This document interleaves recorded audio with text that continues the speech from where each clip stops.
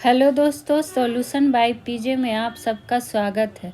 आज मैं आप लोगों के लिए लेके आ गई हूँ हिस्ट्री का मॉक टेस्ट और इसमें जानेंगे बिल्कुल विस्तार से सारे प्रश्नों का आंसर। तो चलिए स्टार्ट करते हैं। आज का पहला प्रश्न, दंती दुर्ग दक्षिण भारत के किस वंश के साम्राज्य के संस्थापक थे? ऑप्शन ए है चोल। तो आपको पता है कि चोल वंश के संस्थापक कौन थे, या फिर आपसे जब पूछ ले कि चोल वंश का संस्थापक कौन था और पूछा भी जाता है तो इसका ध्यान रखिएगा कि चोल वंश का संस्थापक विजयालय था। कौन था? विजयालय। ये एक पॉइंट हो गया। वहीं अगर आपसे पूछ दे कि क्या कहता है चालुक्य वंश के संस्थापक, और चालुक्य वंश में भी देखिए किस तरह से पूछता है, ये आपको बताते हैं। अगर आपसे पूछे कि बादामी या फिर क्या लिख देता है इसको, बातापी, बादामी या फिर बातापी के चालुक्य वंश का संस्थापक कौन थे, इस तरह से पूछेगा, तब क्या हो जाएगा इसका आंसर? तब ध्यान रखिएगा, इसका आंसर हो जाएगा जय सिंह। प्रश्न को देखना है कि हमसे किस चालुक्य वंश का पूछा जा रहा है। ठीक है। वहीं अगर आपसे पूछ दे इसी में कि कालियानी के चालुक्य वंश का संस्थापक, कालियानी के चालुक्य वंश का संस्थापक, तब इसका आंसर क्या हो जाएगा? जब पूछेगा कि कल्याणी के चालुक्य वंश का संस्थापक, तब ध्यान रखिएगा तैलपा द्वितीय। कौन थे? तैलपा द्वितीय। तो प्रश्न किसी भी रूप से पूछे आपको ध्यान में रख लेना। उसी तरह से अगर पूछे कि पांडव वंश का संस्थापक कौन था, तो पांडव वंश का संस्थापक याद रखिएगा, नाम थोड़ा डिफिकल्ट है पर आपको ध्यान रखना होगा, पूछा जाता है। जात बर्मन कुलशेखर प्रथम थे किस वंश का? पांडव वंश का संस्थापक। ठीक है। तो ये सब तो संस्थापक कई बार पूछे भी गए हैं एग्जामों में, तो आपको ध्यान रखना है। वहीं अगर आपसे पूछ दे कि जो राष्ट्रकूट वंश था उसमें सबसे प्रसिद्ध शासक का नाम पूछ लिया जाता है, तो सबसे प्रसिद्ध शासक का नाम क्या था? प्रसिद्ध शासक का नाम की अगर हम बात करेंगे तो ध्रुव नाम था। क्या नाम था? ध्रुव। तो ये भी पूछ सकता है, इसको भी ध्यान रखेंगे। वहीं आपको पता है कि राष्ट्रकूटों ने अपनी राजधानी किसको बनाई थी? जब बात आएगी कि राष्ट्रकूटों ने, एक एक पॉइंट आपके लिए इम्पोर्टेंट है, राष्ट्रकूटों ने अपनी राजधानी कहाँ बनाई थी, ये पूछ सकता है। तो इसको ध्यान रखिएगा, मान्य खेत। एक एक बिंदु को आपको नोट डाउन करते हुए चलना है, आपका खुद का नोट्स तैयार हो जाएगा।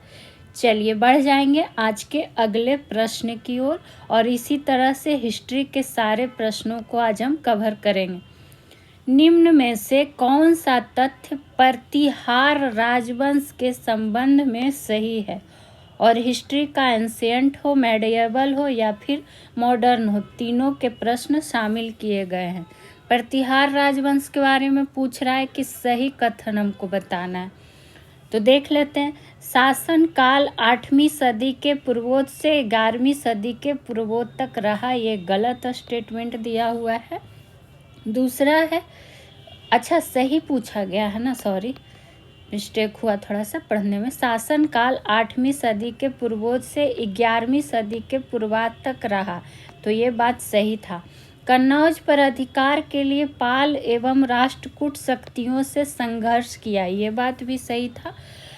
अरबों के विरुद्ध युद्ध करके देश की रक्षा की, लेकिन 11वीं सदी के आरंभ में तुर्कों के आक्रमण के सामने टिक नहीं पाए, तो ये सेंटेंस भी सही है प्रतिहार राजवंश के बारे में, यानी कि सारे सही हैं। तो डी हो गया इसका राइट आंसर। वहीं बात करें कि अगर आपसे प्रश्न ये पूछ दे कि प्रतिहार राजवंश, प्रतिहार राजवंश को इसमें क्या ध्यान रख सकते हैं? प्रतिहार राजवंश का प्रथम शासक पूछ सकता है कि प्रथम शासक कौन था। तो प्रथम शासक के रूप में जिसको जाना जाता है वो नागभट्ट प्रथम, नागभट्ट प्रथम। तो ये नाम ध्यान रखिएगा। और बिल्कुल एनसीईआरटी बेस्ड क्वेश्चन है, तो जो लोग भी एनसीईआरटी बुक पढ़े होंगे उनको समझने में ज़्यादा आसानी होगी। जो नहीं भी पढ़े हैं तो सेशन को रेगुलर करते रहिए, समझ में आता ही जाएगा। वही बात करें कि एक पॉइंट और यहाँ पर आप ये ध्यान रख सकते हैं कि आपसे पूछ सकता है, क्या पूछ सकता है? त्रिपक्षीय संघर्ष जो हुआ था, त्रिपक्षीय संघर्ष काफ़ी सारे एग्जामों में पूछा भी गया है। त्रिपक्षीय संघर्ष की अगर हम बात कर ले तो इसमें पूछ देता है कि राष्ट्रकूट शासक ने किसको, इस तरह से लिख लीजिए इसमें डायरेक्ट आप पॉइंट वाइज, कि राष्ट्रकूट शासक, त्रिपक्षीय संघर्ष की अगर बात आएगी तो राष्ट्रकूट शासक किसने? गोविंद तृतीय ने। पहले द्वितीय तृतीय बहुत नाम होता था जी। किसने हराया? गोविंद तृतीय ने किस शासक को हरा दिया था? तो प्रतिहार शासक का नाम क्या था? प्रतिहार शासक तथा पाल शासक को हरा दिया था, पाल शासक को हराया था। देखिए आप सुन के भी पॉइंट अच्छे से नोट डाउन कर सकते हैं कि त्रिपक्षीय संघर्ष में क्या हुआ था? राष्ट्रकूट शासक जो गोविंद थर्ड था या तीसरा था, उसने प्रतिहार शासक तथा पाल शासक को क्या कर दिया था? हरा दिया था। यही मेरा सेंटेंस लिखने का था। बढ़ जाएंगे अगले प्रश्न पे। कश्मीर क्षेत्र के प्रसिद्ध रानी दिद्दा का शासन काल कब का था? ये हमसे पूछा गया है। किसका पूछा गया? तो कश्मीर क्षेत्र की रानी दिद्दा का शासन काल। तो ऑप्शन देख लेते हैं। 10वीं सदी के उत्तरार्ध का, या फिर 10वीं सदी के पूर्वार्ध का, या फिर 9वीं सदी के उत्तरार्ध का, या फिर 9वीं सदी के पूर्वार्ध का। तो ये जो शासिका रही थी कहाँ का? 10वीं सदी के उत्तरार्ध का। तो ऑप्शन नंबर ए हो जाएगा इसका राइट आंसर। वही बात करें कि कश्मीर का एक शासक था, क्या नाम था उसका? कश्मीर के शासक क्षेमेंद्र। क्या नाम था? क्षेमेंद्र। उसकी ही पत्नी थी कौन? रानी दिद्दा। तो कभी कभी आपसे पत्नी के रूप में नाम पूछ लेता है, तो आप ये ध्यान रखिएगा। और हुआ क्या था? जो ये शासक क्षेमेंद्र था ये काफ़ी कमज़ोर शासक था, तो इसका संपूर्ण शक्ति अपना हाथ में राज्य का कौन ले ली थी? इसकी पत्नी रानी दिद्दा। तो इसीलिए इसके बारे में पूछा भी जाता। और इसको पता है कौन सा उपनाम प्राप्त था रानी दिद्दा को? इसको कहा जाता था कश्मीर का कैथरीन, कश्मीर का कैथरीन। अगर आपसे पूछ दे कि कश्मीर का कैथरीन किसे कहा जाता था, तो रानी दिद्दा को कहा जाता था। और रानी दिद्दा क्या थी? कश्मीर के उत्पल वंश के शासक में आती है। तो ये भी आपसे पूछ सकता है कि किस वंश के शासक? तो उत्पल वंश। संबंध अगर पूछे कि किस वंश से था, तो उत्पल वंश से संबंध था। ठीक है, तो ये एक एक पॉइंट आपको नोट डाउन करते हुए आगे बढ़ना है। और एक प्रश्न आपसे क्या पूछ लिया जाता है कि आपको याद होगा कौन सा पुस्तक? कल्हन का राज तरंगिणी, कल्हन का राज तरंगिणी पुस्तक में पूछ लिया जाता है कि किसका वर्णन है? तो इसमें कश्मीर का, ये काफ़ी बार पूछा गया है। कश्मीर के इतिहास का भी वर्णन है और रानी दिद्दा का भी वर्णन आपको इस बुक में मिलेगा। आ जाएंगे अगले प्रश्न पे। एक एक प्रश्न इम्पॉर्टेंट है हिस्ट्री के, तो वीडियो को पूरा ज़रूर देखिएगा। आपके एग्जाम में बिहार शिक्षक भर्ती में काफ़ी हेल्प मिलेगा। पाल शासक देवपाल से संबंधित सही तथ्य तथ्यों की क्या करें, पहचान करें। फिर से हमें सेंटेंस पूरा पढ़ना पड़ेगा। पहला नंबर में है कि वह महानतम पाल शासक धर्मपाल का पुत्र था। तो ये बात सही है, तो सही करेंगे इसको, यानी कि 1 नंबर तो सही हो गया। तो यहाँ भी 1 है, यहाँ सिर्फ बी ऑप्शन में 1 नहीं है, तो इसको कट कर देते हैं। दूसरा है उसने प्रयाग ज्योतिषपुर पर अधिकार किया था। ये नाम भी अंडरलाइन कर देते हैं, इसको ध्यान रखिएगा। तो ये बात भी बिल्कुल सही है, तो इसको भी करेंगे राइट, यानी कि 2 भी सही हो जाएगा। तो देखिए सी ऑप्शन में 1 है और 3 है, तो ये ऑप्शन भी कट हो गया। इस तरह से आप टाइम बचा सकते हैं। तीसरा नंबर पे कहें उसने नालंदा के एक बौद्ध मठ के लिए 5 गांव अनुदान में दिया था। ये ध्यान भी रखना है कि कितना गांव अनुदान में दिया था, तो 5 गांव। तो ये भी सही सेंटेंस दिया हुआ है, यानी कि 1 2 3। तो यहाँ केवल 1 था, तो बच गया ऑप्शन नंबर डी, यानी कि सभी कथन जो हैं क्या है, सही हैं। तो ये चीज़ आपको ध्यान रखना पड़ेगा कि क्या आपसे पूछा जा रहा है, ठीक है। और पाल वंश का जो शासक था वो किस धर्म से मतलब क्या करता था, मानता था, ये काफ़ी बार पूछा जाता है, तो ध्यान रखिएगा बौद्ध धर्म, ठीक है। कौन धर्म, तो बौद्ध धर्म। और विक्रमशिला विश्वविद्यालय की अगर बात आती है कि विक्रमशिला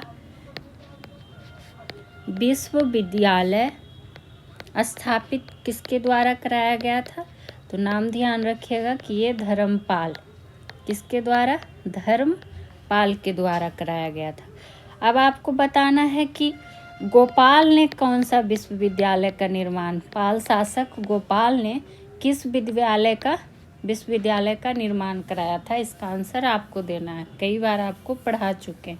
और आ जाएंगे आज के 5वें नंबर प्रश्न पे।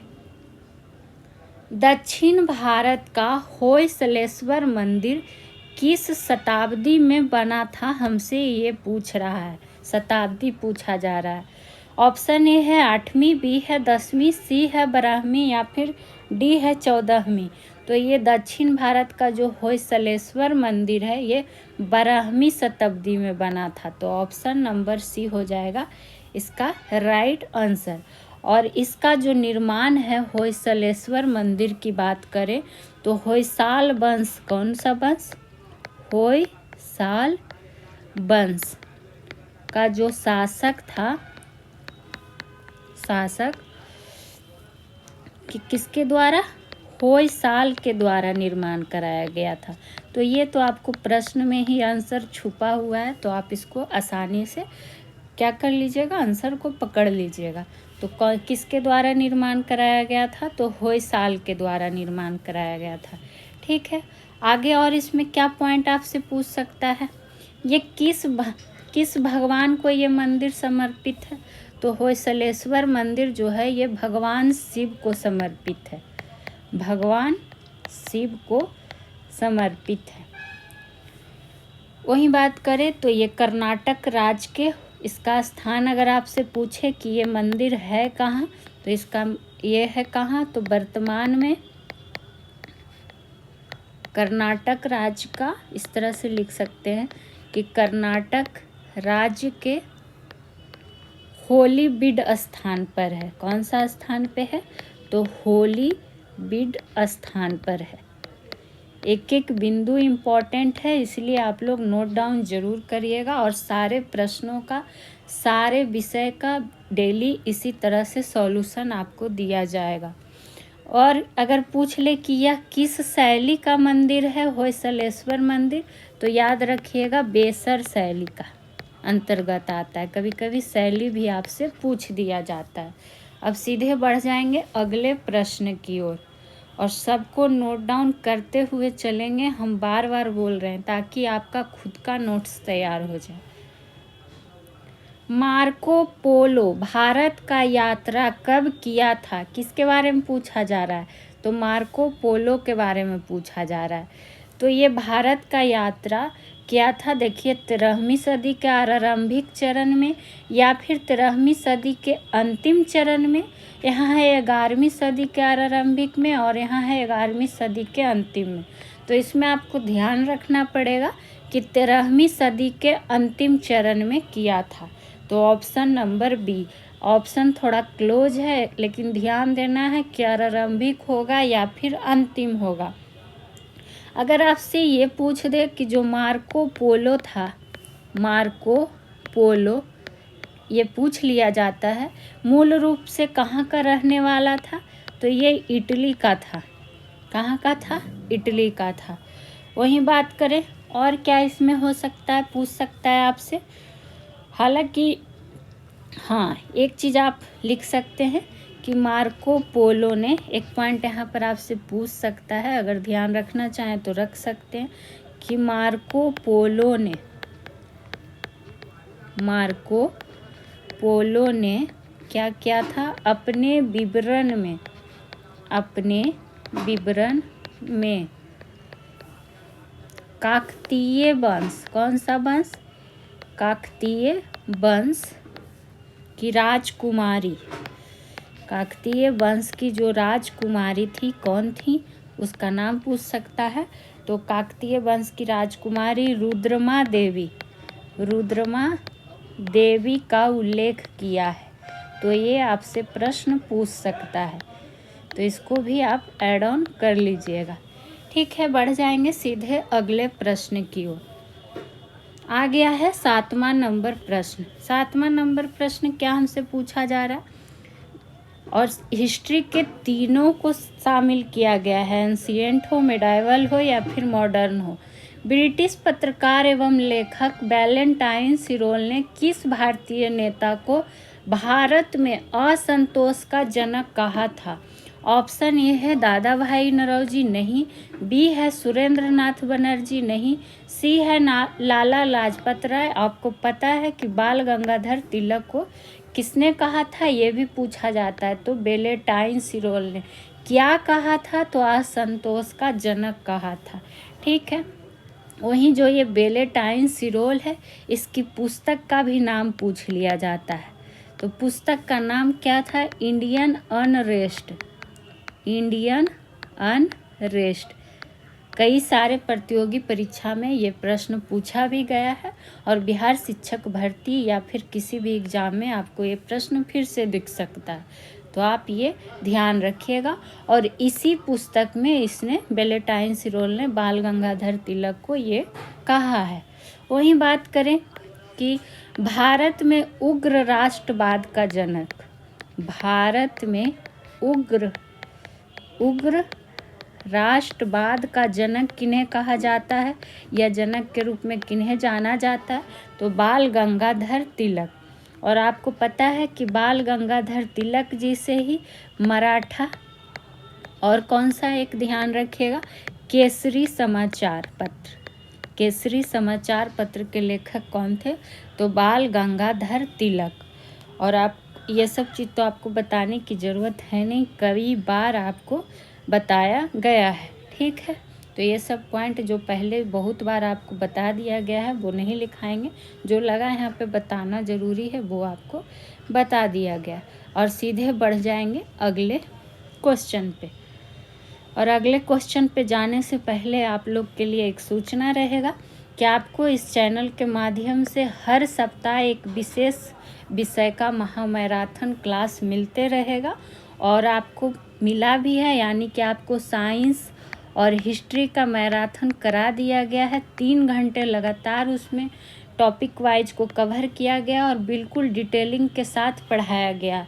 तो आप लोग उस वीडियो को जाके पूरा देखिएगा और कमेंट करके बताइएगा कि कैसा क्लास है। और सारा जो विषय का क्लास आपको मिलेगा एनसीईआरटी पे आधारित क्वेश्चन पे ही कराया जाएगा। इसलिए अगर आपको वीडियो अच्छा लगता है तो वीडियो को लाइक कर दीजिएगा, ज़्यादा से ज़्यादा लोगों तक शेयर कर दीजिएगा, और चैनल को सब्सक्राइब कर लीजिएगा। किसको करना है सब्सक्राइब? तो सॉल्यूशन बाय पीजे को। तो आशा करते हैं आप लोग का सपोर्ट रहेगा और आप लोग कमेंट भी करेंगे, और इसी तरह बढ़ जाएंगे अगले प्रश्न की ओर। 8वां नंबर प्रश्न आ गया है, ब्रिटिश संसद का सदस्य बनने वाले प्रथम भारतीय निम्न में से कौन थे? ऑप्शन ए है महात्मा गांधी, बी है जवाहरलाल नेहरू, सी है दादा भाई नरौजी, डी है इनमें से कोई नहीं। तो ये कौन हो जाएंगे? तो ये हो जाएंगे दादा भाई नरौजी, ऑप्शन नंबर सी। तो ये आप ध्यान रख लेंगे।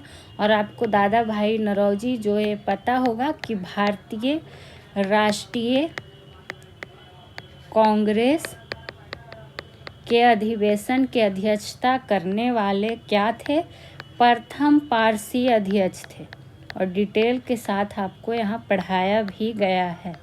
तो प्रथम पारसी अध्यक्ष थे, ये कई बार पूछा भी गया है, इसको ध्यान रखिएगा।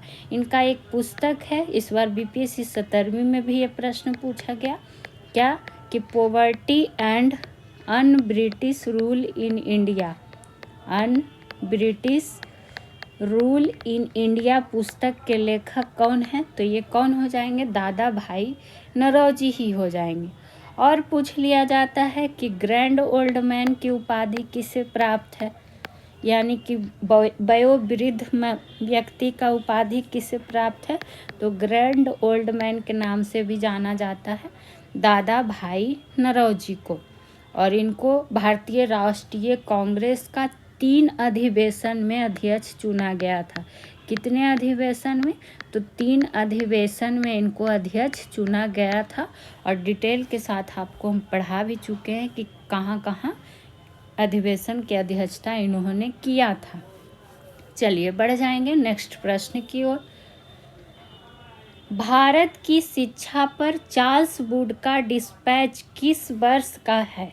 एक एक प्रश्न इम्पॉर्टेंट है। बीपीएससी टीआरई 4.0 के पैटर्न पे ही बिल्कुल क्वेश्चन आपको दिया जा रहा है। आप जीके जीएस के लिए इस चैनल से ज़रूर जुड़े, आपको एग्ज़ाम में हेल्प मिलेगा ही मिलेगा। चार्ल्स वुड का जो डिस्पैच नीति है ये किस वर्ष का है? 1845 का? नहीं, 1850 का, या फिर 1854 का, या 1860 था? तो आपको पता है ये 1854 की नीति थी। ठीक है, इसको क्या कहा जाता है? चार्ल्स वुड का डिस्पैच को कहा गया है भारतीय शिक्षा का मैग्ना कार्टा। क्या कहा गया है? भारतीय शिक्षा का मैग्ना कार्टा। तो ये भी आप नोट डाउन कर लीजिएगा कि इसको क्या कहा जाता है। ठीक है, और महिलाओं के शिक्षा पर इस डिस्पैच के द्वारा काफ़ी जोर दिया गया था। तो ये भी आपको थोड़ा सा ध्यान रख लीजिएगा। बाकी इसमें और कोई पॉइंट ऐसा है नहीं जो लिखाया जाए, इतना ध्यान रखिए, काम चल जाएगा। अगर आपको पीडीएफ चाहिए तो टेलीग्राम ग्रुप से आप जुड़ सकते हैं, वहाँ पे हर सेशन का पीडीएफ प्रोवाइड कर दिया जाता है। तो चलिए बढ़ेंगे 10वें नंबर प्रश्न पे। किस वर्ष श्याम जी कृष्ण वर्मा ने लंदन में इंडियन होम रूल सोसाइटी स्थापित किया था? ये नाम ध्यान रखिएगा, इंडियन होम रूल सोसाइटी स्थापित किया था किसने? तो श्याम जी कृष्ण वर्मा ने। कहाँ? तो लंदन में। इस तरह से आप प्रश्न खुद से भी पूछ के ध्यान में रख सकते हैं। तो ऑप्शन देख लेते हैं, 1900 ईस्वी, या फिर 1901 ईस्वी, या फिर 1905 ईस्वी, या फिर 1911 ईस्वी। तो ये बात है 1905 की। ठीक है, जिसमें इन्होंने लंदन में किया था इसका स्थापना।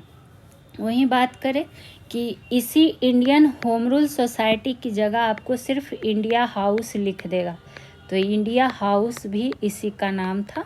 और आपसे ये पूछ देता है कि इंडिया हाउस के संस्थापक कौन थे? तो याद रखिएगा श्याम जी कृष्ण वर्मा। तो एक एक पॉइंट आपको क्या करना है? नोट डाउन कर देना है। वहीं बात करें कि इंडियन होम रूल सोसाइटी जो, या फिर जिसको इंडिया हाउस कहा गया, इसी के द्वारा लंदन से ही क्या निकाला गया था? तो एक पत्रिका का नाम ध्यान रखिएगा। क्या नाम था उसका पत्रिका का? तो इंडियन सोशियोलॉजिस्ट पत्रिका निकाली गई थी। तो कभी कभी आपसे ये भी पूछ दिया जाता है, तो इसको भी आप ध्यान में रख लीजिएगा। चलिए बढ़ जाएंगे अगले प्रश्न की ओर, जो कि होगा 11वां नंबर प्रश्न। और बारी बारी से आपको सारे विषय के मॉक टेस्ट कराए जाएंगे इसी तरह से डिटेल में। और कराए भी जा रहे हैं। और बाकी आपको स्टैटिक जीके जीएस का भी मॉक टेस्ट कराया जा रहा है, तो आपको जीके जीएस का हर सुविधा यहाँ पे दिया जा रहा है।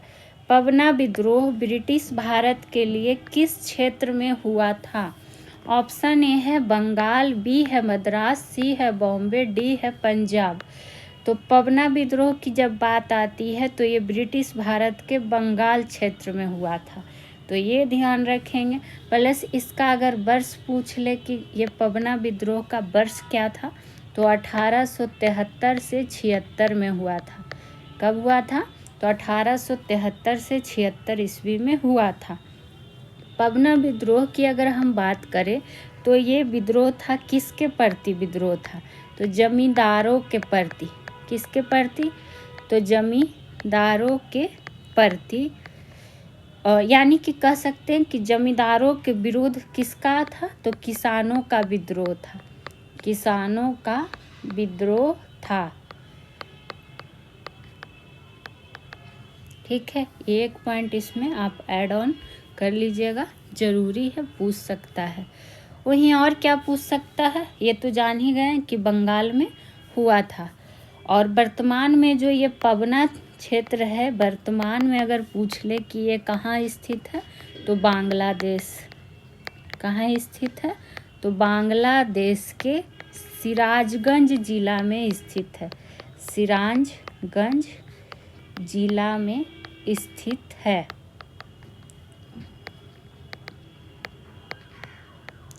और अगर आपसे ये पूछ दे कि जो ये पवना विद्रोह था उसका मुख्य नेता कौन थे, तो मुख्य नेता का नाम भी आपको ध्यान रख लेना है, ईशान चंद्र राय।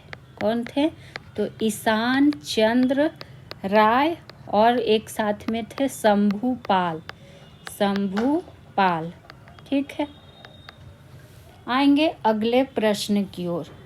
और डेली आपको 21 क्वेश्चन का ही प्रैक्टिस कराया जाता है, बिल्कुल फुल डिटेल्स के साथ। तो आप ये जो भी 40-50 मिनट का वीडियो रहता है देखिएगा ज़रूर, और कमेंट भी किया कीजिए। आप लोग कमेंट ही नहीं करते हैं। मूल शंकर निम्न में से किस महान व्यक्तित्व के बचपन का नाम था? ऑप्शन ए है स्वामी विवेकानंद, बी है स्वामी दयानंद सरस्वती, सी है महात्मा गांधी, डी है दादा भाई नौरोजी। तो मूल शंकर जो नाम था वो किनका नाम था? तो दयानंद सरस्वती जी का।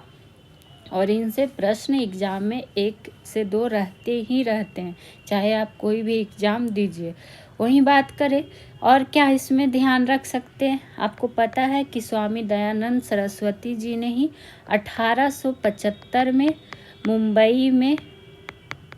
मुंबई में किसकी स्थापना की थी? तो आर्य समाज नामक संगठन की स्थापना इन्होंने ही किया था। और स्वामी दयानंद सरस्वती जी ने ही वेदों की ओर लौटो का नारा भी दिया था। वेदों की ओर लौटो का नारा भी इनका मुख्य नारा था, और एग्जाम में रिपीट होते रहता है, तो यह आप ध्यान रखिएगा। अगर आपसे पूछ रहे कि स्वामी दयानंद सरस्वती जी के गुरु कौन थे, तो गुरु का नाम था स्वामी बिरजानंद।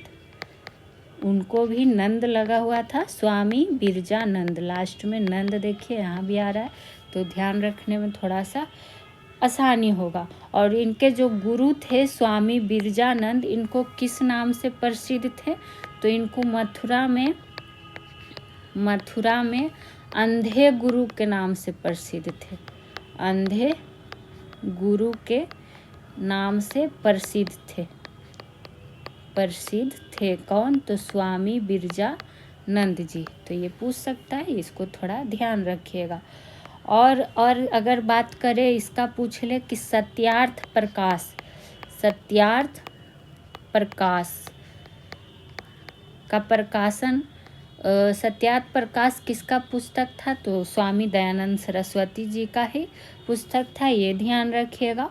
और इसका जो प्रकाशन हुआ था वो 1875 में ही हुआ था, जब आर्य समाज की स्थापना हुई थी।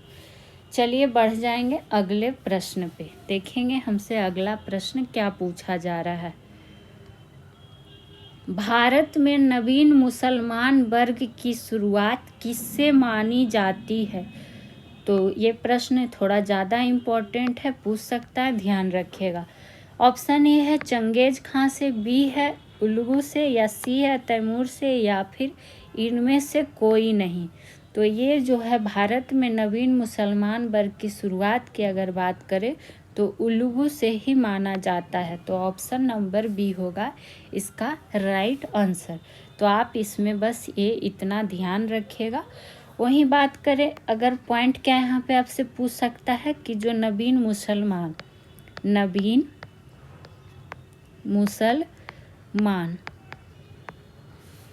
का जो विद्रोह था, नवीन मुसलमान का विद्रोह अगर आपसे पूछ दे कि किसके शासन काल में हुआ था, तो ये पॉइंट भी ध्यान रखिएगा कि नवीन मुसलमान का विद्रोह हुआ था अलाउद्दीन खिलजी के शासन काल में हुआ था। ये एक पॉइंट आप। और उल्गू खां और उसका अनुयायी जो था दिल्ली में नवीन मुसलमान के नाम से ही क्या हुआ था, प्रसिद्ध हुआ था। आ जाएंगे अगले प्रश्न की ओर। और बार बार बोल रहे हैं आपको कि साइंस और हिस्ट्री का मैराथन करा दिया गया है और सारे डिटेल के साथ कराया गया है। तो आप लोग इस वीडियो को जाके देखिएगा और आगे भी आपको मैराथन भी मिलेंगे। निम्न में से कौन लड़ाई अंग्रेजों की सिंध विलय अभियान से संबंधित है? ऑप्शन ए है मियानी की लड़ाई, बी है हैदराबाद की लड़ाई, सी है ये दोनों, या फिर डी है इनमें से कोई नहीं। तो ये अंग्रेजों की जो सिंध विलय अभियान से संबंधित लड़ाई हो जाएगा वो हो जाएगा मियानी का लड़ाई भी और हैदराबाद का लड़ाई भी, यानी कि ऑप्शन नंबर सी। ठीक है, तो ये आप थोड़ा सा ध्यान रख लीजिएगा। वहीं आपको पता है कि बात जब आई है सिंध का विलय तो ये 1843 ईस्वी में हुआ था। और किसके शासनकाल में हुआ था, किस गवर्नर जनरल के शासनकाल में? तो उस टाइम जो गवर्नर जनरल था लॉर्ड एलनबरो। ये काफ़ी बार प्रश्न पूछा गया है कि किसके शासनकाल में ये सिंध विलय का हुआ था और किसके नेतृत्व में हुआ था। तो नेतृत्व में किसके हुआ था? चार्ल्स नेपियर के नेतृत्व में। चार्ल्स नेपियर के नेतृत्व में। आप देख के भी नोट डाउन कर सकते हैं और सुन के भी। इतना क्लियर तो आप लोग को बता दिया जाता है और लिखा दिया जाता है। इसके बाद भी अगर आप लोग नहीं पढ़ते हैं तो फिर हम क्या बोले। तो 1843 ध्यान रखना है, किसके नेतृत्व में हुआ था, कौन सा गवर्नर जनरल था, ये आपको ध्यान में रख लेना। और मियानी का लड़ाई और हैदराबाद का लड़ाई, ये दोनों पॉइंट भी आपको ऐड ऑन कर लेना है। ठीक है, चलिए बढ़ जाएंगे अगले प्रश्न की ओर। देखेंगे हमसे अगला प्रश्न क्या पूछा जा रहा है। 18वीं सदी में भारतीय इतिहास में कुल कितने कर्नाटक युद्ध हुए थे? तो पहले ये सदी ध्यान रखिएगा कि 18वीं सदी। ऑप्शन ए है 2, बी है 3, सी है 4 या डी है 5। तो आपको पता है कि कर्नाटक युद्ध 3 हुआ था, तो ऑप्शन नंबर बी होगा इसका राइट आंसर। वहीं अगर हम बात कर ले कि प्रथम कर्नाटक युद्ध का काल क्या रहा था, तो 1746 से 48। हो सकता है आपको मिलान करने के रूप में ये पूछ दे, तो आपका इसमें भी आपको ध्यान होना चाहिए। ठीक है, वहीं अगर और क्या पूछ सकता है, तो ये किस संधि के शर्त के अनुसार ये ख़त्म हुआ था पहला कर्नाटक युद्ध? तो वो संधि भी ध्यान रखिएगा, एक्सला चैपेल की संधि के द्वारा समाप्त हुआ था प्रथम कर्नाटक युद्ध। तो ये आपको ध्यान रखना है। वहीं दूसरा कर्नाटक युद्ध का बात करें तो दूसरा कर्नाटक युद्ध हुआ था 1749 से 1754 के बीच की थी। और ये किस संधि के तहत समाप्त हुआ था? जो दूसरा कर्नाटक युद्ध हुआ था ये इसमें भी आप ध्यान रखिएगा, पांडिचेरी की संधि आपको मिलान के रूप में ऐसे प्रश्न ज़्यादातर मिल जाते हैं। ठीक है, वहीं जब बात करेंगे तीसरा कर्नाटक युद्ध का वर्ष क्या रहा था, तो तीसरा का बात जब आएगा तो ध्यान रखिएगा 1756 से 63। ठीक है, और इसको कहा गया था सप्तवर्षीय युद्ध। सप्तवर्षीय युद्ध, चूँकि 7 सालों तक ये युद्ध चला तो सप्तवर्षीय युद्ध। और इसको किस संधि के तहत समाप्त किया गया था, तो मद्रास की संधि।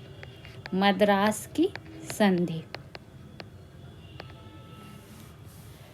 ठीक है, मद्रास की संधि या और क्या कहता है, अगर ये, या पेरिस की संधि। पेरिस की संधि 1754 में तो हुआ था पांडिचेरी का संधि, और 1755 में हुआ था मद्रास की संधि। तो ये यहाँ पे अगर बात करें, अगर थर्ड संधि की बात हम करें तो इसमें मद्रास की संधि हटा दीजिएगा। इसमें ध्यान रखिएगा कौन सी संधि हुई थी, तो पेरिस की संधि, जो कि क्या था, सप्तवर्षीय युद्ध। और सीधे बढ़ जाएंगे अगले प्रश्न की ओर। 20वीं सदी के 40 के दशक में आधुनिक भारत के इतिहास पर मार्क्सवादी अवधारणा पर प्रकाशित निम्न में से कौन सी पुस्तक थी। ऑप्शन ए है इंडिया टुडे, बी है social background of Indian nationalism, C है ए और बी दोनों, या फिर इनमें से कोई नहीं। तो इनमें से जो इसका आंसर हो जाएगा, इंडिया टुडे भी और social background of Indian nationalism भी, यानी कि ऑप्शन नंबर सी। और ध्यान देना है कि ये पूछ रहा है 20वीं सदी के 40 के दशक में। ठीक है, और किस अवधारणा पर, तो मार्क्सवादी अवधारणा पर ये क्या था, प्रकाशित था।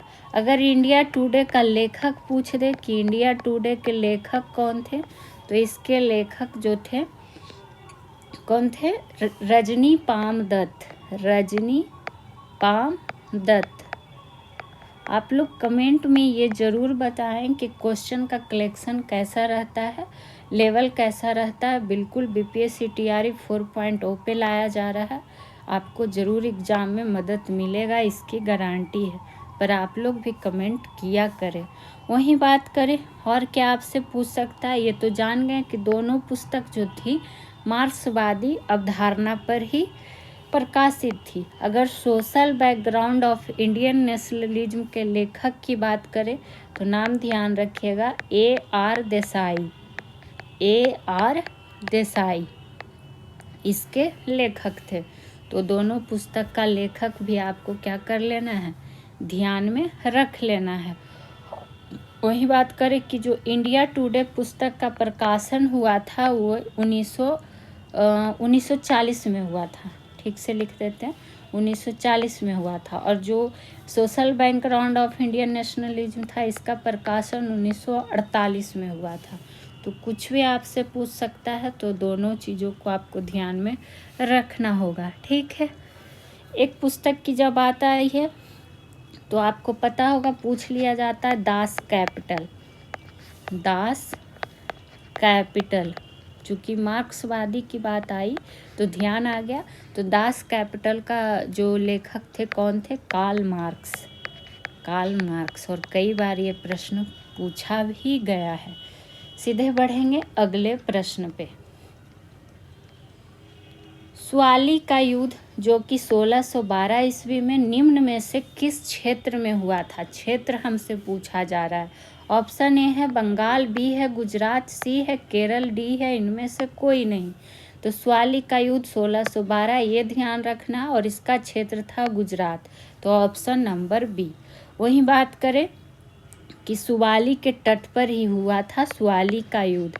किसके, गुजरात में सुवाली के तट पर। सुवाली के तट पर, सूरत शहर के निकट एक गांव है सुवाली, उसी के तट पर हुआ था इसका युद्ध। और ये पुर्तगाली, और अगर इसमें बात करें तो पुर्तगाली और ब्रिटिश कंपनी के बीच हुआ था ये युद्ध। ब्रिटिश कंपनी के बीच का युद्ध था सुआली का युद्ध। ठीक है, क्वेश्चन की संख्या भले ही 21 हो, पर आपको जानकारी कम से कम क्या कहता है, 80 क्वेश्चनों तक का दिया जाता है। तो आप खुद देखेंगे तो आपको समझ में ही आएगा। और इसमें जीत किसकी हो गई थी, तो पुर्तगाली की जीत हो गई थी और ब्रिटिश कंपनी की हार हो गई थी।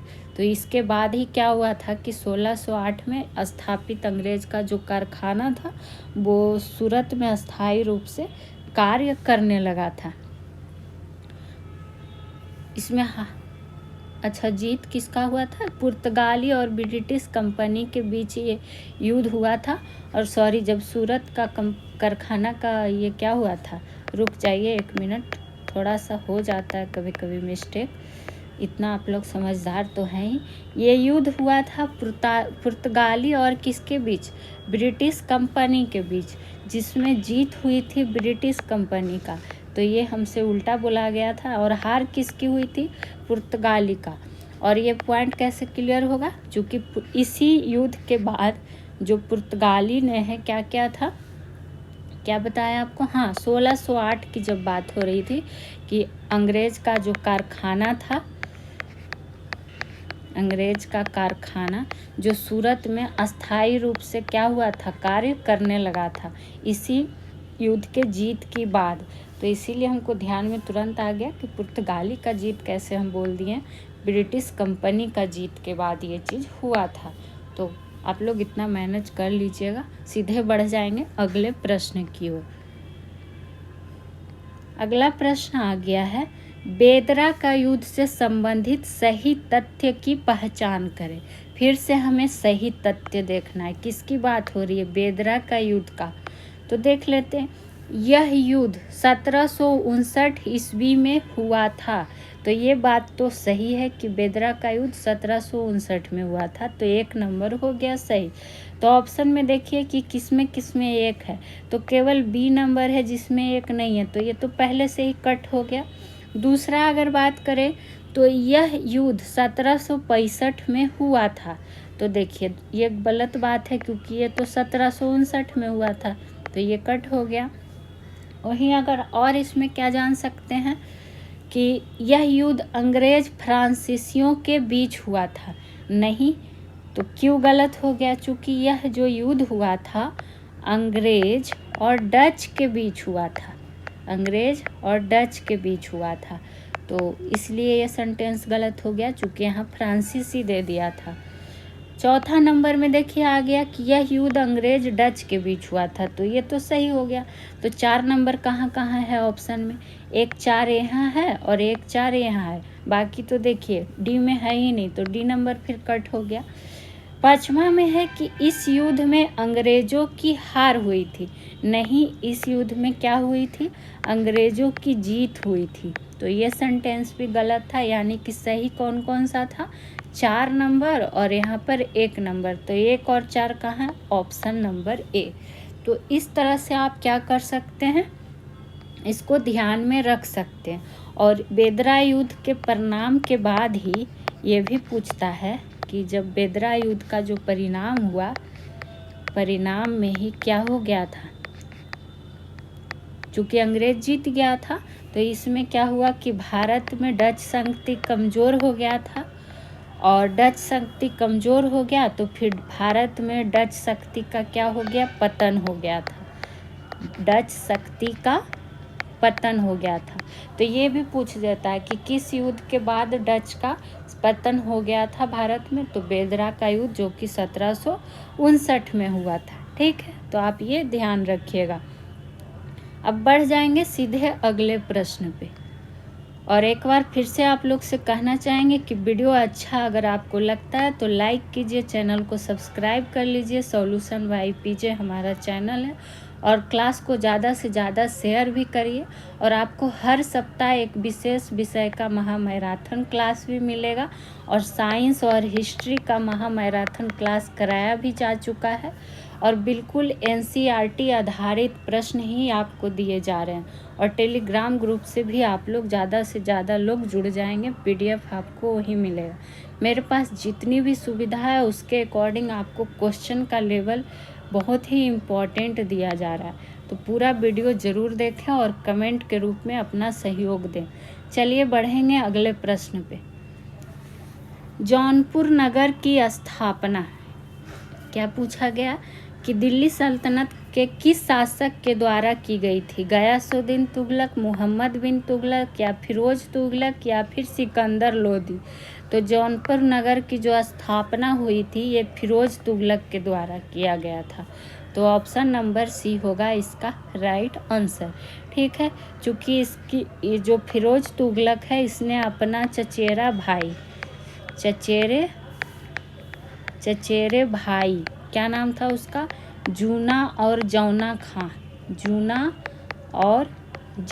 खां, उसी को जोड़कर उसी के नाम पर किसका स्थापना किया था? जौनपुर नगर का। तो ये नाम आपसे पूछ सकता है, इसीलिए आपको लिखा दिया गया। तो ये आप भी ध्यान रखिएगा, जूना और जौना खां। ठीक है, वहीं बात करें और इसमें क्या जान सकते हैं, तो इसका स्थापना तो जान ही गए कि दिल्ली सल्तनत के किस शासक द्वारा किया गया था। ठीक है, वही बात करेंगे कि और अगर इसमें बात करें तो एक नाम आता है, क्या नाम आता है? तो एक नाम याद रखिएगा, वो नाम थोड़ा सा क्या था? हाँ, मलिक सरवर। अगर आपसे पूछ दे कि जौनपुर राज्य की स्थापना, जौनपुर राज्य की स्थापना कब हुई थी? तो 1934 में हुई थी। और किसके द्वारा किया गया था? तो ये पॉइंट ध्यान रखिएगा कि मलिक सरवर के द्वारा किया गया था जौनपुर राज्य की स्थापना। और मलिक सरवर जो था इसने क्या किया था? सरकी वंश का भी स्थापना किया था, सरकी वंश की स्थापना किया था। ठीक है, तो एक पॉइंट इसमें थोड़ा नोट डाउन कर लीजिएगा। चलिए बढ़ेंगे अगले प्रश्न पे, देखेंगे हमसे अगला प्रश्न क्या पूछा जा रहा है। सिकंदर बुतकिसिन के नाम से विख्यात शासक निम्न में से कहाँ का शासक था? किसके बारे में पूछा जा रहा है? सिकंदर बुतकिसन, नाम अंडरलाइन कर देते हैं। ऑप्शन है जौनपुर, बी है मालवा, सी है कश्मीर, डी है गुजरात। तो ये विख्यात शासक जो था कश्मीर का था, तो ऑप्शन नंबर सी। ठीक है, और ऐसे प्रश्न में लोग फंसते हैं तो इसको नोट डाउन किया कीजिए, आपसे पूछ सकता है। वहीं और बात करें जो ये कश्मीर का शासक था सिकंदर बुतकिसिन, ये काफ़ी शक्तिशाली शासक था और इस्लामी विद्या का, शक्तिशाली तो था ही, इस्लामी विद्या का क्या था? पोषक था। तो आपसे इस तरह प्रश्न पूछ सकता है कि शक्तिशाली शासक और इस्लामी विद्या का पोषक कौन था कश्मीर का शासक में? तो सिकंदर बुतकिसिन। वहीं और इसने क्या किया था? हिंदुओं पर काफ़ी अत्याचार भी किया था और कश्मीर के ब्राह्मणों को या तो मुसलमान बना लिया या फिर कश्मीर से बाहर भगा दिया। ठीक है, और इसने कई सारे मंदिर को क्या कर दिया था? नष्ट कर दिया था, जिसमें एक मार्तंड मंदिर का नाम पूछ लिया जाता है कि मार्तंड मंदिर को किसने नष्ट कर दिया था? तो सिकंदर बुतसिकन ने कर दिया था। ठीक है, और ये मंदिर और मूर्ति को तोड़ता था ना, इसीलिए इसको बुतसिकन कहा गया था, ऐसे इसका सिकंदर ही नाम था। तो ये सब छोटा छोटा पॉइंट है, लेकिन आपको इसमें ध्यान में रख लेना है, क्योंकि ये हिंदू धर्म का कट्टर शत्रु था, इसीलिए ये सारा मंदिर को क्या कर देता था? तोड़ देता था, मंदिर मूर्ति। ठीक है, बढ़ जाएंगे अगले प्रश्न पे, जो कि होगा आज का अंतिम प्रश्न। तालीकोटा के समय विजयनगर साम्राज्य का शासक कौन था? तालीकोटा के समय की बात हो रही है और वो भी विजयनगर साम्राज्य का। ऑप्शन ए है कृष्णदेव राय, बी है अच्युत देव राय, या सी है सदाशिव राय, या फिर राम राय। तो इसका जो राइट आंसर हो जाएगा, कौन था उस टाइम विजयनगर का शासक? सदाशिव राय। तो ऑप्शन नंबर सी होगा इसका राइट आंसर। तालीकोटा का युद्ध काफ़ी बार पूछा गया है, इसका वर्ष। तो अगर आपसे पूछे तालीकोटा का युद्ध। इसको और कौन सा युद्ध कहा जाता है जी? तो राक्षस तंगड़ी का युद्ध, राक्षस तंगड़ी का युद्ध, बहुत सारा इसका नाम है। फिर मृच्छकटिकम का युद्ध, मृच्छकटिकम का युद्ध, ये सब सारा का एक ही नाम है। और ये युद्ध कब हुआ था? तो 1565 ईस्वी में हुआ था। ठीक है, तो ये आप ध्यान रखिएगा। हाँ, एक चीज़ और इसको कहा जाता है बनीहट्टी का युद्ध। देखिए कितना सारा नाम है। आपको हो सके इस तरह से पूछ दे कि इनमें से कौन सा इसका नाम नहीं है, तो पहले तो पता होना चाहिए ना कि इसमें कौन सा है। ठीक है, वहीं ये जो तालिकोटा का युद्ध हुआ था, तो इसमें एक पक्ष में अगर बोलें, चूँकि युद्ध तो दो पक्ष में होता है, तो एक पक्ष में विजयनगर की सेना थी, विजयनगर की सेना। ठीक है, और दूसरे पक्ष में अगर बात कर ले दूसरे पक्ष की, तो दूसरे पक्ष में था क्या? बीजापुर, अहमदनगर, अहमदनगर। कभी कभी आपसे इस तरह से क्या कहता है, कथन के रूप में पूछ देता है, गोलकुंडा, गोलकुंडा एवं बीदर की सम्मिलित सेना, सम्मिलित सेना। ठीक, ये दोनों पक्ष के बीच क्या हुआ था? युद्ध हुआ था। और इसमें जीत किसकी हो गई थी? तो जीत हो गई थी दूसरा पक्ष, जो ये बीजापुर, अहमदनगर, गोलकुंडा और बीदर का सम्मिलित सेना था उसका, और हार हो गया था विजयनगर की सेना का। तो ये भी आपको क्या करना है, ध्यान में रख लेना है। तो आज का सेशन कैसा लगा बताइएगा ज़रूर। फिर मिलेंगे नेक्स्ट वीडियो में। Thank you.